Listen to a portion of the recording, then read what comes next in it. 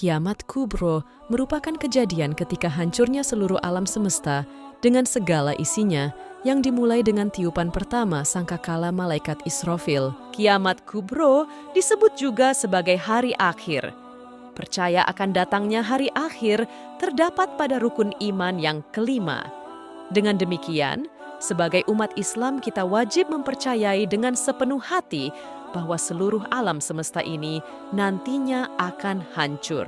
Tidak ada seorang pun hamba yang mengetahui kedatangan hari akhir. Oleh karena itu, sebagai orang beriman, mempersiapkan bekal untuk siap menghadapi hari akhir merupakan sesuatu yang harus dipersiapkan.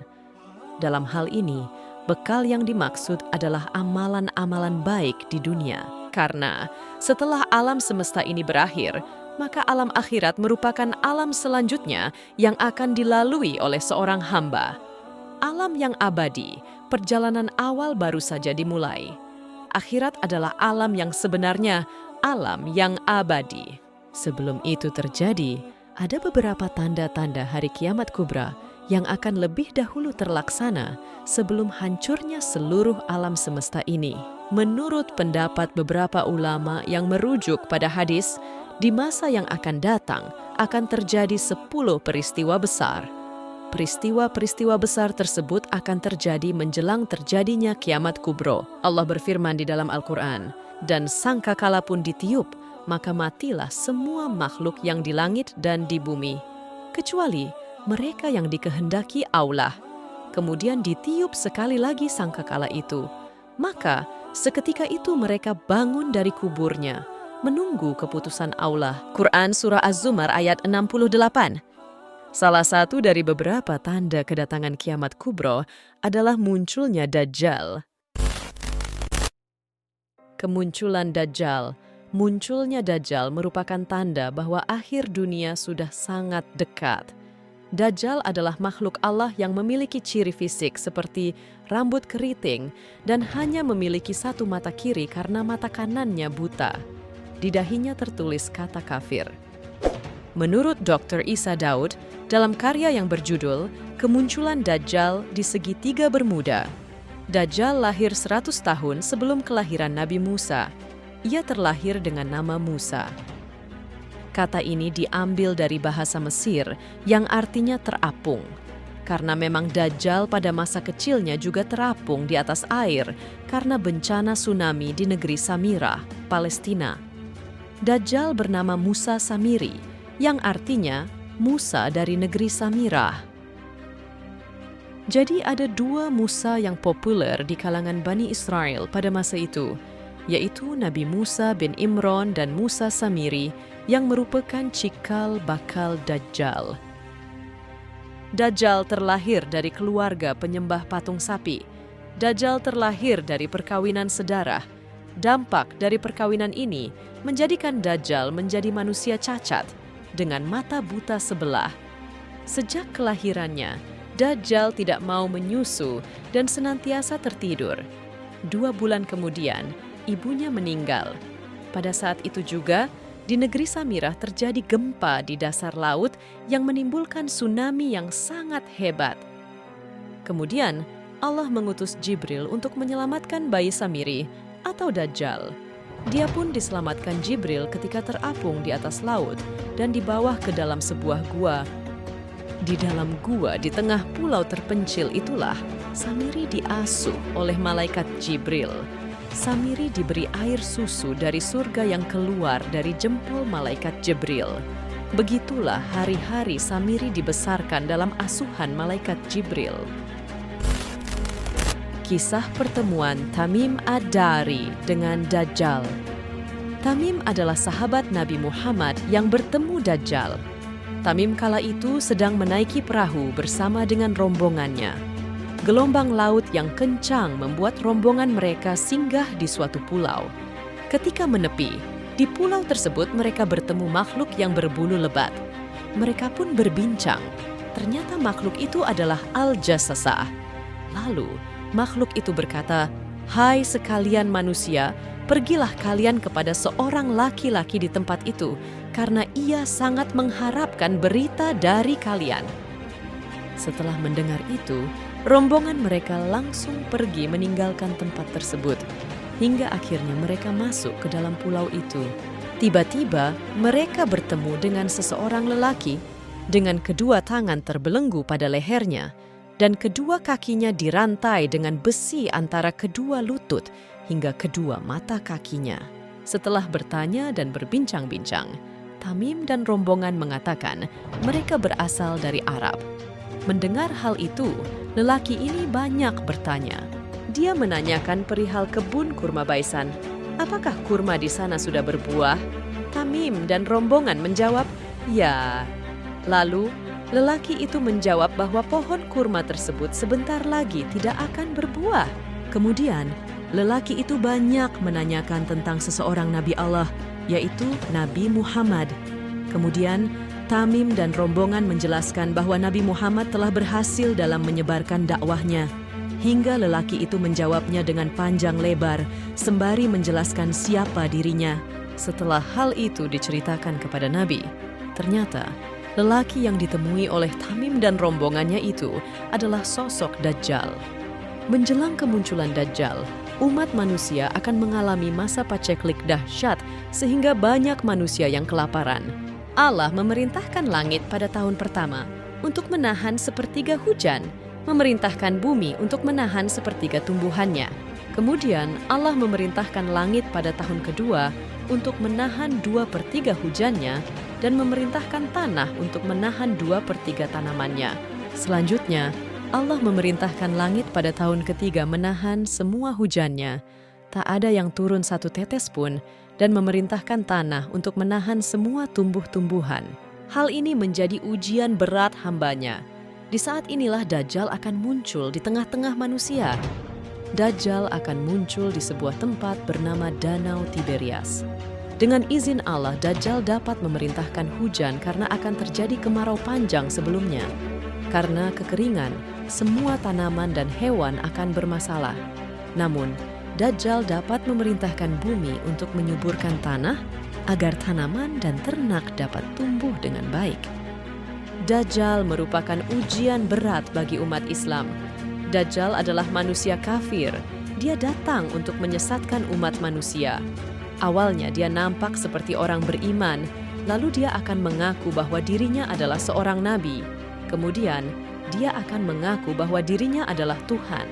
Dajjal, atas izin Allah, dia mampu memerintah hujan, menghidupkan orang yang telah mati, tapi itu adalah tipu daya.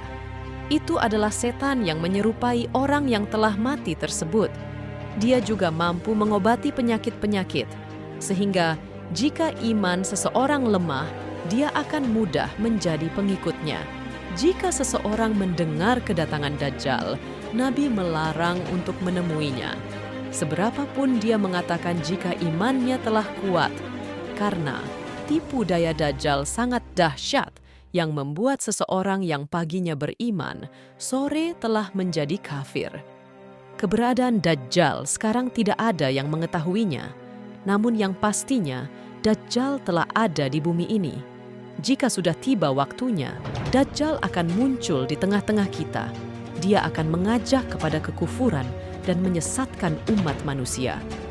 Yang perlu diketahui, Tuhan itu tidak ada yang menyerupainya. Tuhan itu tidak buta. Dajjal bukanlah Tuhan. Dia adalah manusia biasa yang diberi izin oleh Allah memiliki beberapa kemampuan.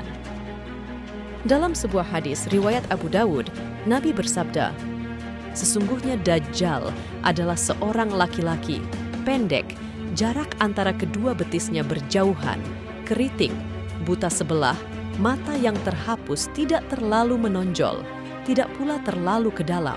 Maka jika dia mengaku sebagai Tuhan kepadamu, ketahuilah sesungguhnya Tuhan kalian tidak buta sebelah."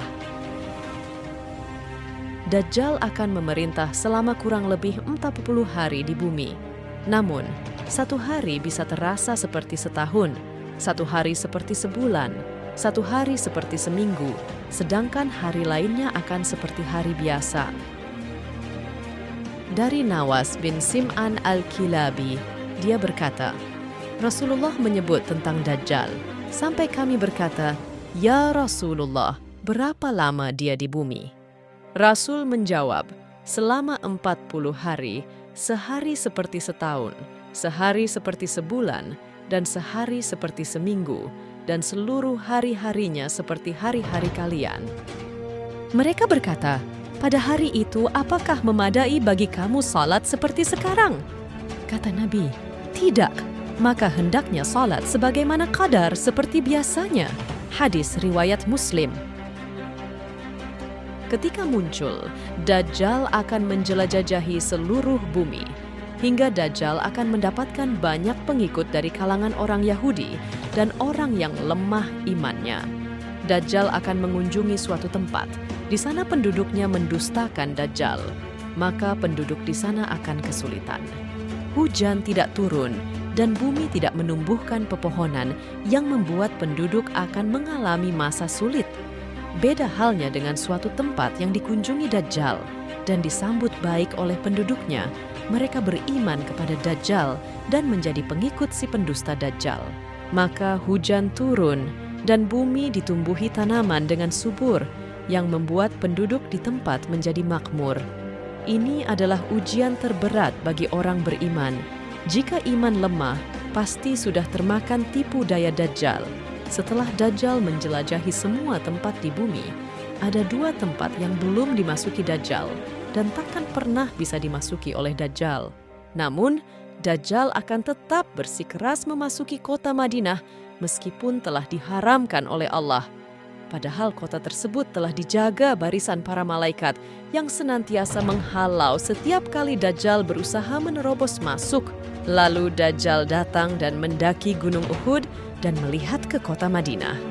Dia berkata kepada para pengikutnya, "Apakah kalian tidak melihat istana putih itu? Itu adalah Masjid Ahmad." Kemudian dia mendatangi Madinah, tapi dia mendapati setiap jalan dijaga oleh malaikat yang memegang pedang terhunus. Akhirnya dia menuju Sabkhah Al-Harf, mendirikan kemahnya di sana. Lalu kota Madinah berguncang 3 kali, sehingga orang munafik maupun fasik keluar dari kota Madinah untuk menemui Dajjal dan menjadi pengikutnya. Sehingga kota Madinah bersih dari orang-orang munafik dan fasik. Suatu ketika seorang pemuda beriman bertemu dan menentang Dajjal. Lalu pemuda itu berkata kepada orang-orang bahwa itulah sosok Dajjal yang telah disabdakan oleh Rasulullah. Mendengar itu, Dajjal murka. Lalu Dajjal memerintahkan pengikutnya untuk menggergaji ujung kepala hingga pertengahan antara kedua kaki pemuda ini. Setelah tubuh pemuda itu terpisah, Dajjal berjalan di antara 2 potongan tubuh itu, lalu berkata, "Berdirilah." Tubuh itu pun berdiri kembali. Setelah itu, Dajjal bertanya padanya, "Apa kau beriman padaku?"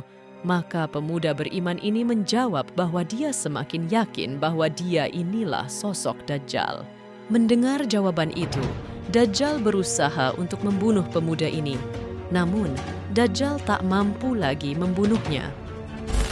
Saat kemunculan Dajjal, umat Muslim dipimpin oleh Imam Mahdi yang telah membawa kemakmuran dan kejayaan umat Islam. Saat umat Muslim akan melaksanakan salat subuh bersama Imam Mahdi, ketika itu pula Nabi Isa putra Maryam turun dari langit. Kemudian Imam Mahdi mundur perlahan untuk mempersilakan Nabi Isa menjadi imam salat. Lalu kedua tangan Nabi Isa memegang kedua bahu Imam Mahdi untuk mengatakan bahwa imam harus tetap menjadi imam salat. Setelah itu Nabi Isa mencari Dajjal dan berhasil menemukannya. Melihat kedatangan Nabi Isa, Dajjal seketika langsung ciut dan berusaha melarikan diri, namun dapat dikejar oleh Nabi Isa hingga di gerbang Lud. Dan di saat itulah Dajjal yang mengaku dirinya Tuhan terbunuh di tangan Nabi Isa. Jangan lupa subscribe Seginim TV